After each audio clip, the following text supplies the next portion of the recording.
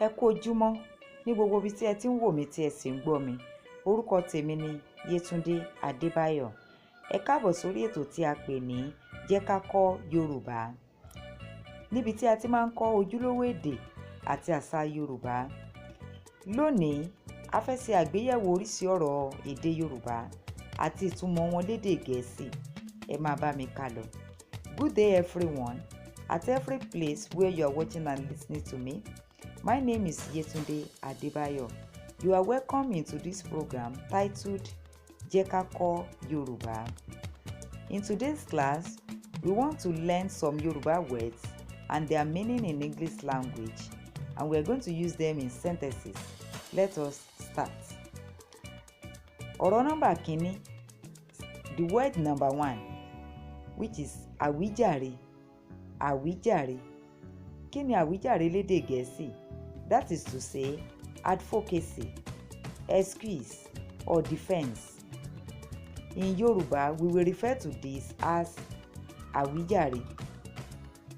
Ọ̀rọ̀ nọ́mbà kejì, ìgbèkùn.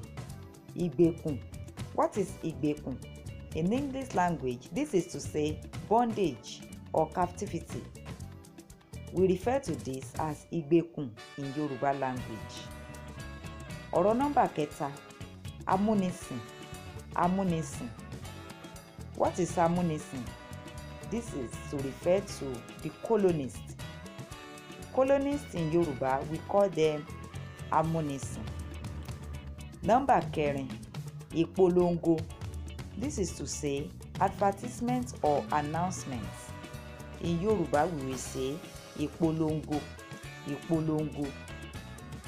Nọ́mbà karùn-ún, àléébù. Àléébù. This is to say danger, disadvantage, or fault. In Yoruba, we will say àléébù. Nọ́mbà kẹfà, ìfàsẹ́yìn. Kí ni ìfàsẹ́yìn? This is to say setback or delay. So in Yoruba, we will say ìfàsẹ́yìn. Ní báyìí, a ó lọ lò wọ́n ní gbólóhùn. We are going to use them in sentences. Sentence number 1. Àwọn ọmọ náà wí àwíjàre nítorí pé wọn kò fẹ́ kí olùkọ́ wọn nà wọ́n. Àwọn ọmọ náà wí àwíjàre nítorí pé wọn kò fẹ́ kí olùkọ́ wọn nà wọ́n. So what are we saying here? We mean those children were giving excuses because they did not want their teacher to beat them. Those children were giving excuses. Àwọn ọmọ náà ń wí àwíjàre nítorí pé wọn kò fẹ́ kí olùkọ́ wọn nà wọ́n because they did not want their teacher to beat them. Sentence number 2. Ọmọkùnrin yẹn ń dúpẹ́ lọ́wọ́ Olúwa. What are we saying here? We mean that boy was thanking the Lord, or that boy was giving thanks to the Lord nítorí pé ó ti bọ́ kúrò nínú ìgbèkùn because he has escaped from captivity. Nítorí pé ó ti bọ́ kúrò nínú ìgbèkùn because he has escaped from captivity. Nọ́mbà kẹta, àwọn amúnisìn ti wọ inú ìlú yẹn láti mú àwọn ènìyàn ibẹ̀ sìn. The colonists have entered that city to enslave the people there. The colonists have entered that city to enslave the people there. Àwọn amúnisìn ti wọ inú ìlú yẹn láti mú àwọn ènìyàn ibẹ̀ sìn. Nọ́mbà kẹrin, àwọn oníṣòwò náà ti pinnu láti polongo ọjà tí wọ́n ń tà. Àwọn oníṣòwò náà ti pinnu láti polongo ọjà tí wọ́n ń tà. So what are we saying here? We mean the traders have decided to advertise the products they are selling. The traders have decided to advertise the products they are selling. Àwọn oníṣòwò náà ti pinnu láti polongo ọjà tí wọ́n ń tà. Gbólóhùn nọ́mbà karùn-ún, sentence number 5. Àléébù kan ṣoṣo tí ọmọ náà ní ni wípé ó máa ń parọ́. Àléébù kan ṣoṣo tí ọmọ náà ní ni wípé ó máa ń parọ́. So what are we saying? We mean one fault that the child has is that he lies.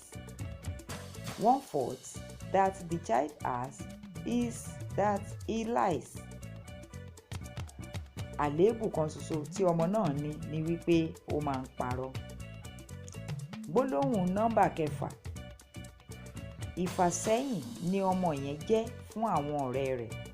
Ìfàsẹ́yìn ni ọmọ yẹn jẹ́ fún àwọn ọ̀rẹ́ rẹ̀. So what are we saying here? We mean that child is a setback or is a delay for his friends. That child is a setback for his friends. Ìfàsẹ́yìn ni ọmọ yẹn jẹ́ fún àwọn ọ̀rẹ́ rẹ̀. So àwọn ọ̀rọ̀ tí a ní ọ̀sẹ̀ yìí nìwọ̀nyí. Ìtumọ̀ wọn lédè Gẹ̀ẹ́sì àti bí a ṣe lè lò wọ́n nínú gbólóhùn. Ẹ ṣé bí ẹ sì ń wò mí tí ẹ sì ń tẹ́tí gbọ́ mi. These are the words that we have for this week. We have checked them. We have checked those Yoruba words and their meanings in English language, and we have used them in sentences. Thank you as you are watching and listening to me. Ǹjẹ́ ẹ nífẹ̀ẹ́ láti kọ́ ẹ̀kọ́ yìí síwájú àti síwájú sí i? Ẹ nífẹ̀ẹ́ láti gba olùkọ́ èdè Yorùbá? Àbí ẹ nífẹ̀ẹ́ láti gba ẹni tí ó lè bá yín ṣe àyàn ògbufọ̀? Ẹni tí ó lè bá yín ka ìwé àkọsílẹ̀ yín tó lè bá yín ṣe àtúnṣe rẹ̀? Àbí ẹni tí ó lè bá yín ṣe àgbékalẹ̀ àròkọ lórí ohunkóhun tí ẹ bá ní lọ́kàn láti kọ lédè Yorùbá? Ẹ lè kàn sí mi lórí nọ́mbà tí mo fi sí ojú pátákó yìí. Ẹ lè kàn sí mi lórí nọ́mbà yìí, tàbí kí ẹ fi lẹ́tà yín kí ẹ fi ṣọwọ́ sórí ímeèlì mi. Ẹ ṣeun púpọ̀. So what am I saying here? I mean, do you want to learn more? You want to hire a Yoruba teacher, a translator, transcriber, proofreader, or content writer in Yoruba language? You can reach out to me on WhatsApp with this my number on the screen, or you can send your message to my email. Thank you for your time. Thank you as you are watching and listening to me. And please do subscribe, for this will help you in order not to miss any of my class. Thank you for your time. See you next class.